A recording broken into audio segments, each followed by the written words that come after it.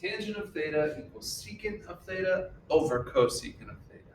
So let's do this. Let's write that as we're going to work on the right side here. So secant, remember, is 1 over your cosine of theta. So we'll say 1 over cosine of theta. And we'll write them next to each other, kind of like we did with the rational expressions back in the day, the complex fractions. When you have a fraction divided by a fraction, just write them next to each other initially. So we're dividing by the cosecant of theta. And remember, the cosecant of theta would be 1 over the sine of theta.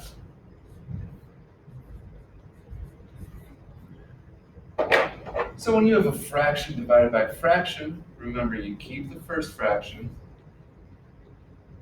you change it to multiplication, and you use the reciprocal to flip the other fraction. Sine of theta over 1. Now we can multiply across. We can't simplify anything yet. 1 times the sine of theta is the sine of theta. Cosine of theta times 1 is the cosine of theta.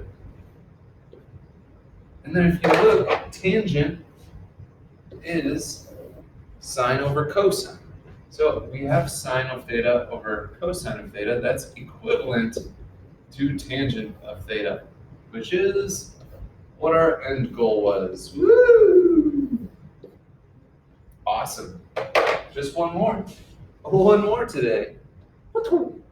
There we go. 1 minus cotangent equals 1 plus the cotangent of negative theta.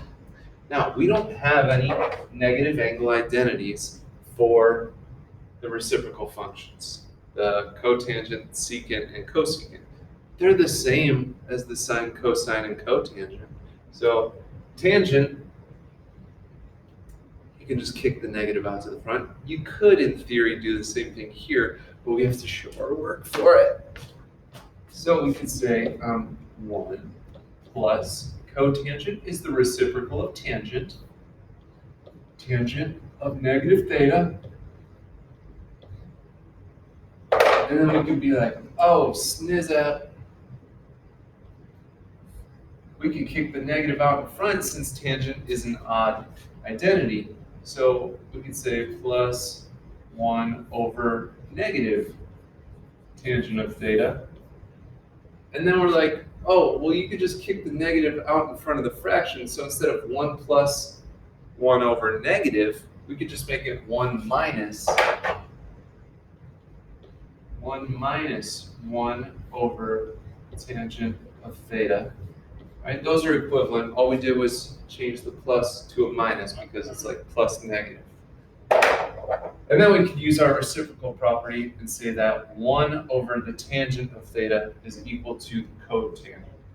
So we have 1 minus the cotangent of theta equals 1 minus the cotangent of theta.